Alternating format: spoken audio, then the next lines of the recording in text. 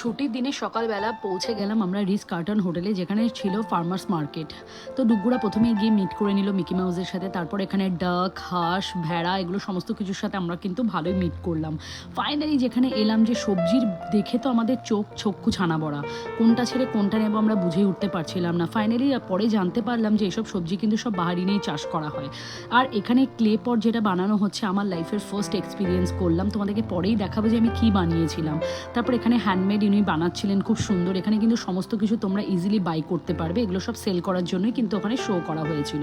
তারপর একটু খিদে পেয়েছিল, খেয়ে নিলাম আমরা ক্রেপ। এরপর এখানে খুব সুন্দর ক্যানভাস পেন্টিংগুলো দেখছিলাম, সাথে এই বিচ ভিউটাকেও আমরা এনজয় করছিলাম। তারপর এখানে বাচ্চাদের টাইম পাসের জন্য কিন্তু অনেক কিছু জিনিস আছে। এরপর বাচ্চাদের বায়নাতে তারপর ডুগ্গু করে নিল এখানে ফেস পেন্টিং। ওর নাকি টাইগার সাজার খুব শখ ছিল, তো সেটা ডুগ্গু করলো। এরপর ফাইনালি যেটা আমি ক্লে পট বানিয়েছিলাম ডুগ্গুর নাম দিয়ে, দেখো খুব সুন্দর, এটা কিন্তু আমি একটা ডিজাইন করেছিলাম। ভিডিওটা কেমন লাগলো অবশ্যই জানাবে।